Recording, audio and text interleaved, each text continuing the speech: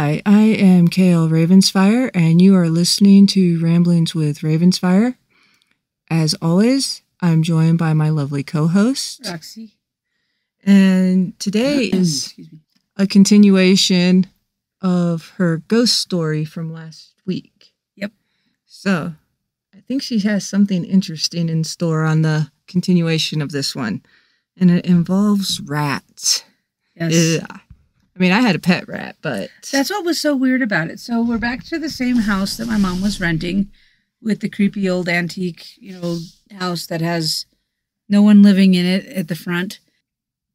Started off with the plants weaving back and forth and the sound of drawers opening and closing in the kitchen, things like that. And it started to progress to other things. Like I said, the cat didn't want to go into certain rooms and abhorred being locked in those rooms. The next thing that happened... And you also mentioned about a room that was just constantly dark, no matter how much light. It was a creepy, dark room, man. Creepy. So the next weird thing is our backyard, which was fenced in all around because our rear fence was the front fence and driveway to the house behind us. And then we had a house tucked up against the side as well. So it was pretty, it's Los Angeles. It's pretty tight quarters.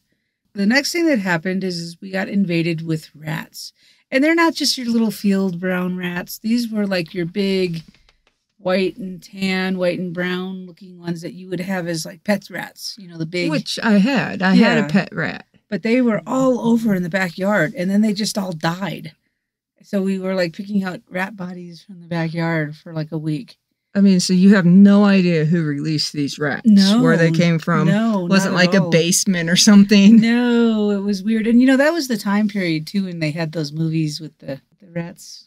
I don't know about movies with rats. The movie that traumatized me was the one with the gigantic rabbits. It was like black and white. I'm not sure if it wasn't featured on Elvira, but it was like a black and white, and it was these radioactive gigantic rabbits that ate people. And I don't know why that traumatized me, because I've had pet rabbits and stuff too. I honestly like rodents.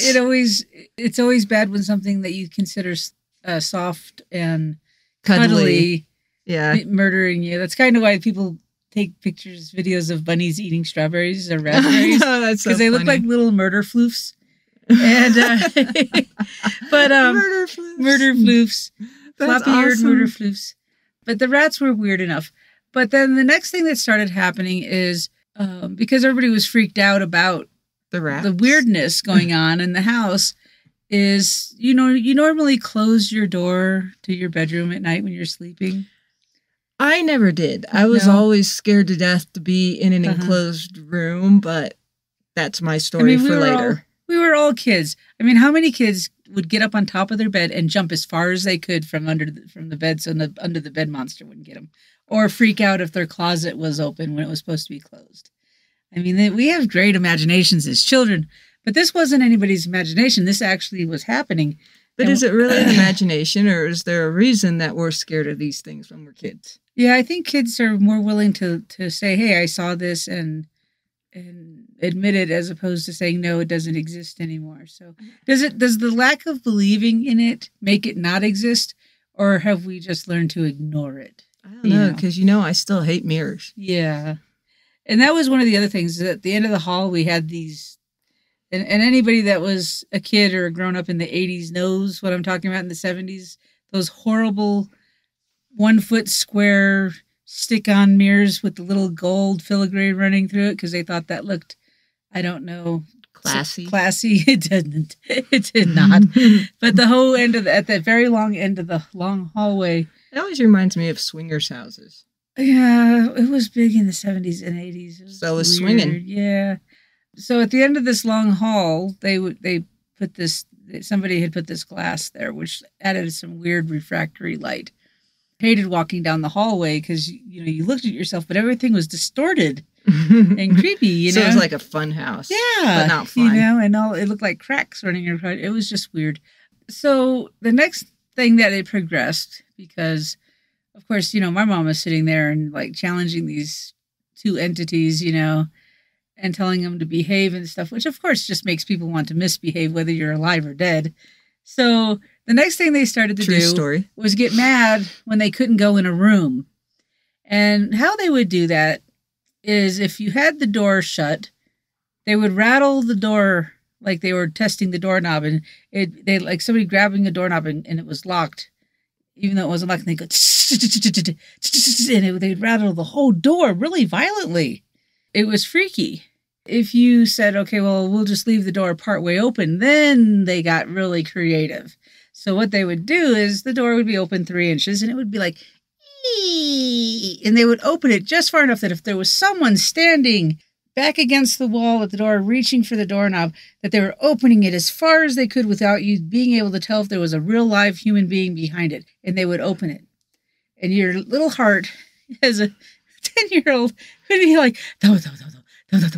Okay. And then it would go, ee! And go back to normal again. And it wasn't just one door. It was any door. It was all the doors. So you either had to make a choice of A, listen to the rattle and tell it to cut it out. And it was really violent. The whole door frame would shake sometimes.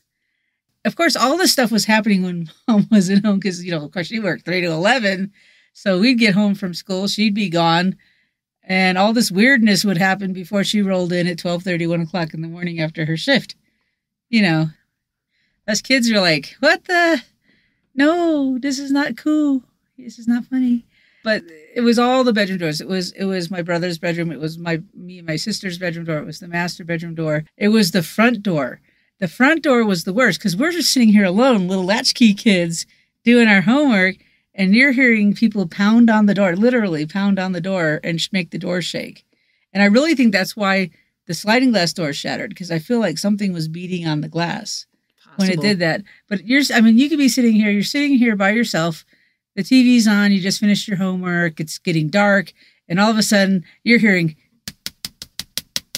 and the door is just like, and you're like, and I developed a huge fear of looking out windows at this point in time. You still won't look out windows. I do not, because I swear if I ever see a face in a window where it's not supposed to be and it's a real live human, God help you. Because I've been keyed up for 50 years about that. So do not stick your face in the window. But the only way you would the only way you could find out if someone was banging on your door violently was either swing the door open and be really brave and hope nothing was there that was going to kill you, which was also during the Nightmare on Elm Street years, or look out the window and hope that there's not a face on the other side, which is a very real fear. Was there ever a face? No. Oh. Not that I remember, unless I blocked it out, but it freaked me out every time. Yeah, I'm just wondering because, you are terrified of looking out a window, but only at night. Only at night. All the curtains get closed.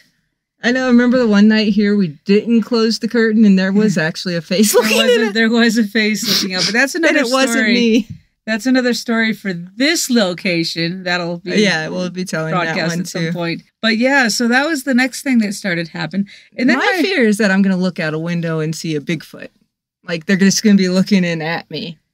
Well, one of my fears is realizing that a door and a window are really not true. That's true. It's an imaginary safety net, but it really does not stop anything from crawling in and getting you if you really wanted to. Why do you think I'm going to put metal over? No kidding. I'm going to make metal shutters. So my mom finally caught on that this was happening, and then she realized it was happening, and she came up with this wonderfully stupid idea to fix the issue. But I'm not going to tell you what it is until the next time we As you can tell, this is going to be... How long did you live in this house? I don't even remember. I really don't. It was just a really bad... I think 2 years we were there. Okay. So, there's a few stories to go still to finish until you guys get to move out. It's really hard to tell because for my mom, I go by lengths of when she got rid of an old boyfriend and gets a new boyfriend and then they move somewhere better. So it just depends on where... we go with that. So anyways, I got to go. My 10 minutes is up. Yep. So as always, thank you for joining us. You can find Ramblings with Ravensfire on Facebook, on Twitter, and on Instagram now. So And Audible, I think, too, isn't it? It's on Audible, but I was talking about social media. Oh, social media. Yep. Mm-hmm. So if you feel like dropping a line on any of those, I always respond back. Talk to you later.